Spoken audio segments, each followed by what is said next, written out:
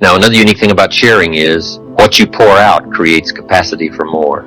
You must be willing to do the things today others won't do, in order to have the things tomorrow others won't have. Because it's those moments of feeling discouraged or feeling like you're not good enough that makes you feel like settling is your only option. Most people don't reach their dream not because of failure. Most people don't live their dream because they give up. You see, it's not the failure that stops us, but that most stop at their first failure. Those who succeed don't stop at one failure. They don't stop at 10 failures. They don't stop at 100 or 1,000 or 1,000,000. They say, this is my goal, and I will do whatever it takes to achieve it. I will learn the lessons from any failures. I will learn faster. I will work harder. I will work smarter. And I will not quit until my dream is a reality. That's the difference between success and failure. Failure is a massive part of being able to be successful. You have to get comfortable with failure. You have to actually seek failure. Failure is where all of the lessons are, When you go to the gym, you work out, you're actually seeking failure. So if you pour out what you know, if you pour out what you feel, if you let go in a sharing way, the good things that have come your way, it's part of the skill in the marketplace of developing success, wealth, and value. And I would wish that for you. In fact, all of the things we've talked about today, I would wish for you the benefit that comes from it all. But I know that it takes the discipline first. One last phrase. Promise is on the other side of the price. For the promise, you must always pay the price. I'm sure we've all watched the television show Fame. That's why the book of life said the road to life is straight and narrow, and few there be that find it, because few there be that are willing to do the things today others won't do, in order to have the things tomorrow others won't have. What are the things that others won't do? Number one, make discipline a major force in your life. How many of you know if you'd have been more disciplined, you'd be further along to reach your goals right now? Socrates said the undisciplined life is an insane life. The road to life is straight and narrow because few there be that are willing to discipline themselves. Here's something else that most people won't do. Make it okay to fail. A lot of people, 85% of people, allow their fear of failure to outweigh their desire to succeed. Where the teacher says, here's where you start to pay. If you want the glory of the stage, and not just the glory of the stage, but a glory of a unique family, if you want the glory and the recognition of a unique enterprise, if you want the glory of a job well done, you got to pay up front. And this is part of the pay. But once you get a taste of value, you don't mind paying the discipline. So I want to thank you today for letting me come by and have a chance to visit with you. And I wish for you all these good things that come from paying the price.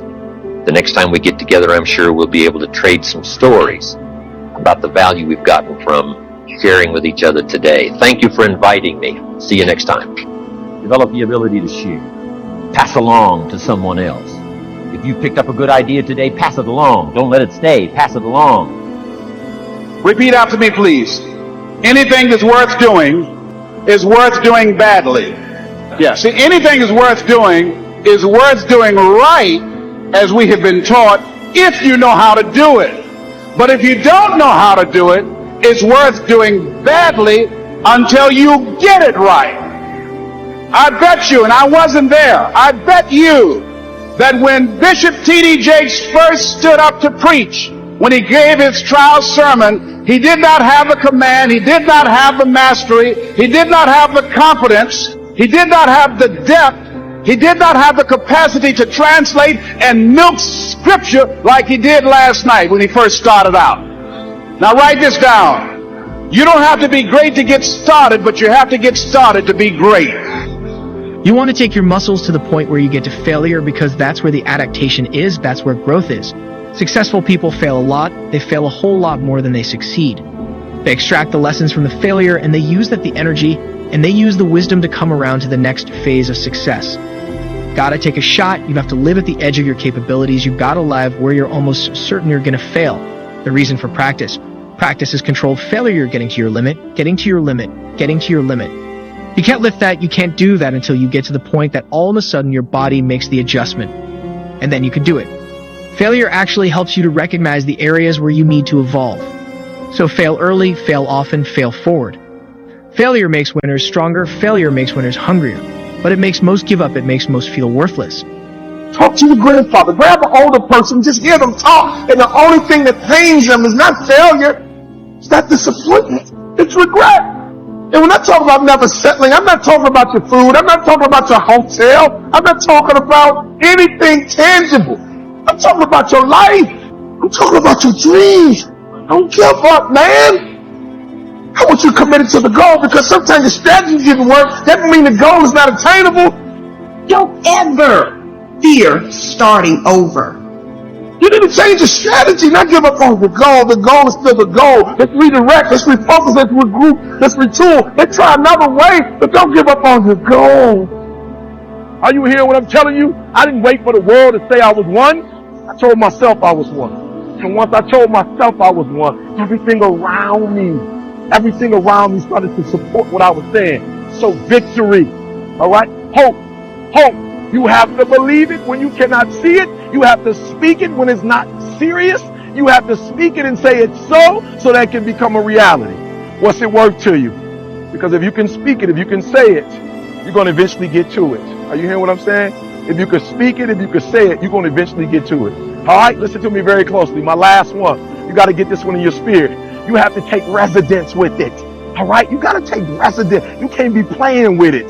You can't, 1 minute you're doing it, the next minute you're not. 1 month you're doing it, the next minute you're not. We're not talking about consistency right now. We talked about consistency before. We're not talking about consistency right now. I'm talking about residence. You got to surrender to that thing. Winners don't enjoy failure, but they would never let failure stop them. Next time you encounter failure, you've got to remember every great thing on this planet is here, because the Creator learned what did work, but learned more from what did not work.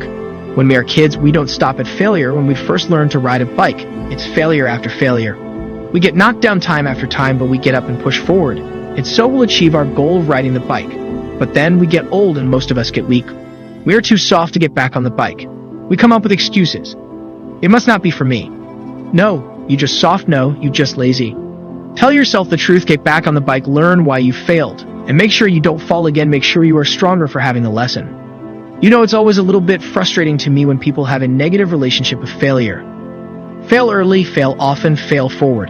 Don't ever commit to the strategy more than the result. When you settle, you ruin the movie.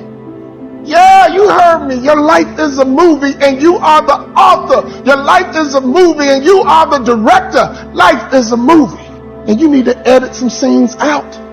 The pen is in your hand, my friend, and you're writing your very own personal movie. And I believe the good guy wins in the end. I believe the good woman wins in the end.